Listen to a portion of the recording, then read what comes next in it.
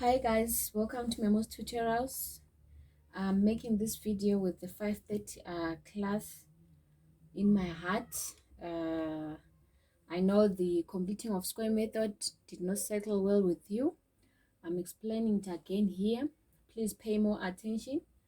Our quadratic expression will always be in this form.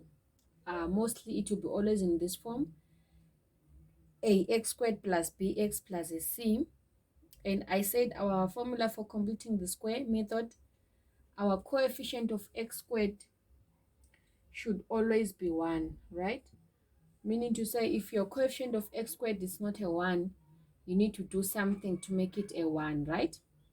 So the next thing that you need to know, the same way you know your 1 plus 1 is the formula, which says x plus b over 2 all squared minus b over 2 all squared, right? Which means you should be able to identify your b, which is the coefficient of x. So now, today our first question is x squared minus 6x plus 3 being equal to 0. And they want us to solve this equation using the completing of square method.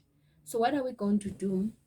We are going to say it's x minus 6 over 2 all squared minus for the formula, and then minus 6 over 2 squared plus the 3 is equal to 0. Okay, so now 6 over 2, we know it's a 3, right?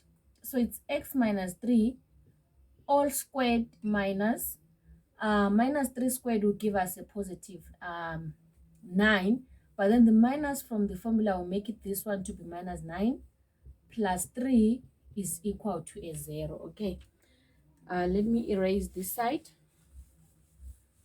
so that everything will be shown on video. So now we have x minus 3 all squared minus 9 plus 3 is equal to 0. What's minus 9 plus 3? It's a minus 6. So we have x minus 3 all squared minus 6 is equal to 0. Let's take the negative 6 to the other side. We'll remain with x minus 3 all squared is equal to a 6. Please take note, Nyasha. Here I need to take to get rid of to the power 2 there. What am I going to introduce? I'm going to introduce what is called a square root. Square root simply means you are raising your number or your algebraic expression to the power half, right? So the to the power half and the 2 will cancel out. I will remain with x minus 3 is equal to plus or minus the square root of a 6. Okay, what's the next step? I will take my 3 to the other side. When it skips the equal sign, it's going to be positive, right? So x is going to be 3 plus or minus root 6.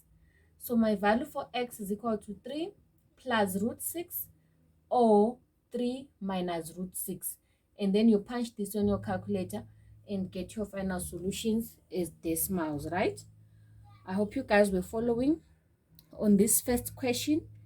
And our second question that I want us to look at is the one where the coefficient of x of our algebraic expression, it's not